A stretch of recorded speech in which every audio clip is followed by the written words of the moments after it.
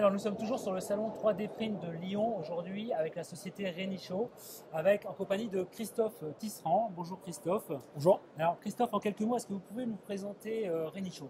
Oui, alors Renichot, c'est un groupe mondial qui est surtout connu dans le domaine de la métrologie, puisque notre grand patron est l'inventeur du palpeur à touche. Renichot, c'est une société qui emploie plus de 4000 personnes dans le monde aujourd'hui.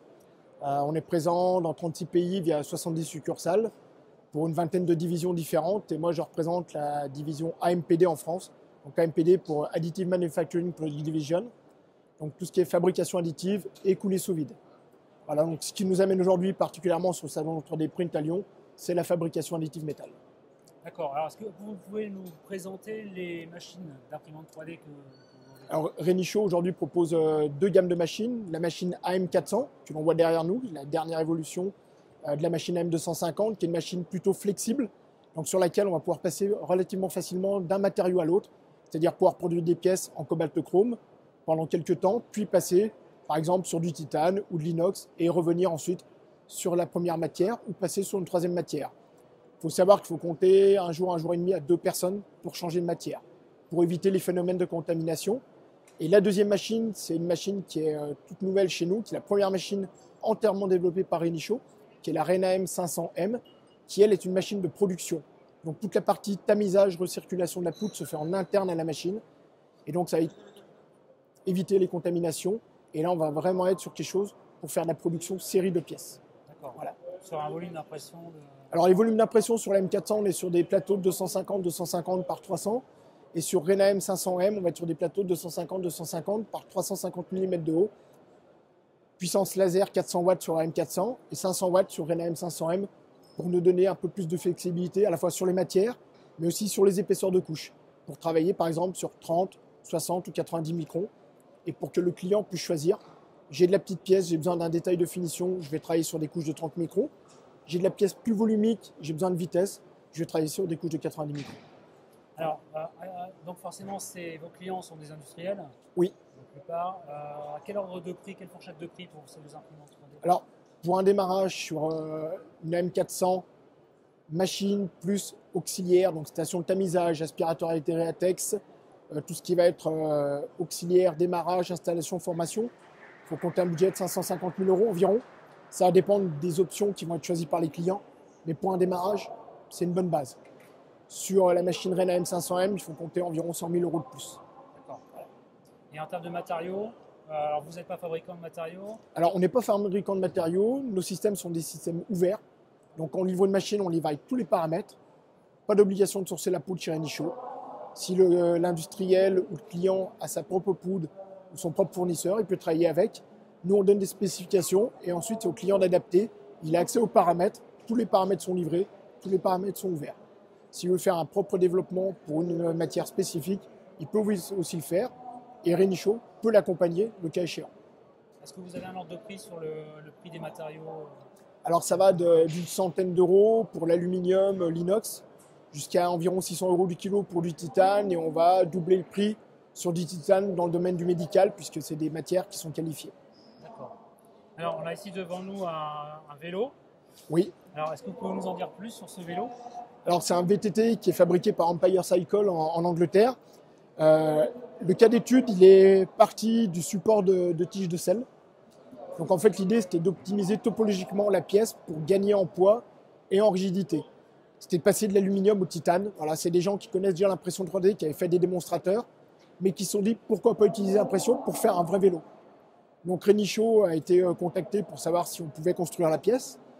Et on a dit OK. Et le challenge est parti, pourquoi pas faire tout le cadre. Donc, il y a eu Alter, qui est éditeur logiciel, qui a été impliqué dans le projet, 3M pour la colle. Et donc, la première optimisation s'est faite sur le support tige de sel. Donc, nous, on a reçu une première itération, après optimisation topologique. Cette pièce-là, si on avait dû la construire, il aurait fallu environ 25% de support, ce qui aurait été du temps machine, du temps matière et du temps de finition. Et bien sûr, un coût global. Donc, en fait, nous, on a proposé des itérations à Empire Cycle en disant voilà, cette pièce-là, si on la construit autrement, si au lieu d'avoir un angle à 90 degrés, par exemple, on a un angle à 45 pour la pièce auto-support, est-ce que ça vous convient? Donc il y a eu plusieurs échanges et la pièce finale a été validée, elle est ici. Et à la fin, il faut 30% de pièces pour faire le supportage. Et la pièce s'auto-supporte tout au long de la construction. Et donc, tout le cadre a été fait. Et ensuite, il est assemblé et collé. Alors, comment vous avez réalisé cette optimisation topologique? Donc, il y a eu un échange. L'optimisation, elle est réalisée sur un soft spécifique. Et ensuite, la pièce nous est revenue. Et nous, de par nos connaissances de la construction métal, on sait qu'il y a des règles de construction. On sait qu'il y a des angles à ne pas dépasser selon les matières. Ça va de 30 à 45 degrés en fonction des matières, en fonction de l'épaisseur des murs, voilà, en fonction de la hauteur de la contre-dépouille aussi. Et donc nous, de par notre savoir, on a dit attention, là on arrive à un point critique sur la fabrication. Ou alors il faudra mettre du support, ça veut dire du temps, ça veut dire de la finition. Ou alors on peut modifier le design de la pièce et à ce moment-là on peut s'affranchir de ces choses-là. Sans compter le coût, parce que c'est du support. Bien sûr, c'est du coût, c'est du temps.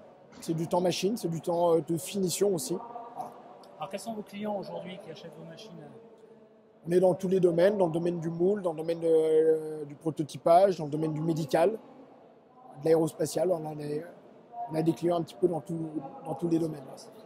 Et un des avantages de Renichaux, c'est justement qu'on a un réel savoir à la fois sur le domaine médical et dentaire, puisqu'on a une entité en Angleterre qui est MDPD, qui est capable d'accompagner les clients. On sort chez nous en interne 3 à 4 000 bridges et couronnes en tomatochrome tous les mois. Donc on a un vrai savoir sur le sujet.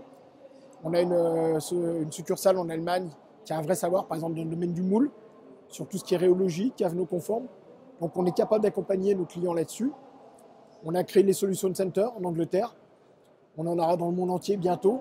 Où on a créé un accompagnement en fait, pour le client. On n'est pas prestataire de service, par contre, si le client a besoin d'accompagnement en termes de design, de laboratoire, de finition, on est capable d'accompagner le client jusqu'à un achat machine. Donc voilà ce que propose Renichaux.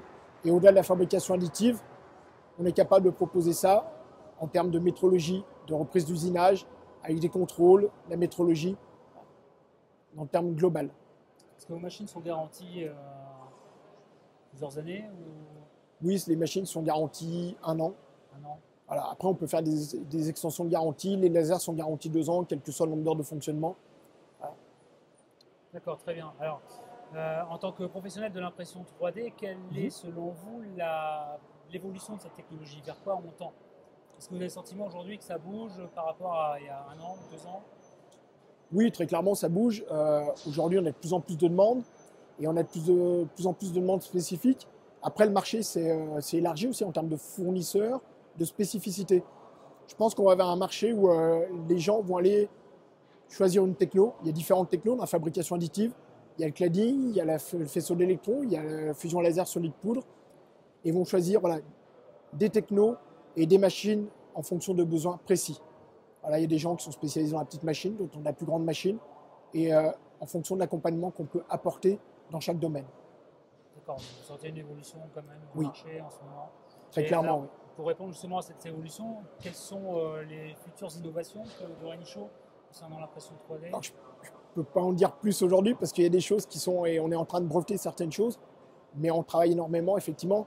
Nous, un des points clés sur Renichaux, on est resté sur une taille de machine standard, 250 par 300, ça représente 80% des pièces aujourd'hui qui sont demandées en fabrication additive. Et ce qu'on a fait, c'est on s'est dit avec Renem 500M, on va faire une machine dédiée à la production série.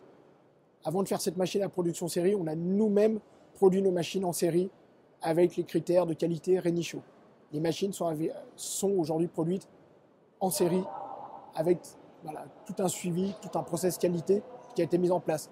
Donc ce qu'on veut, ce pourquoi on veut donner nos machines à nos clients, on se l'applique aussi à nous-mêmes, chez nous en interne. Donc voilà, c'est un des principes de Renichaux.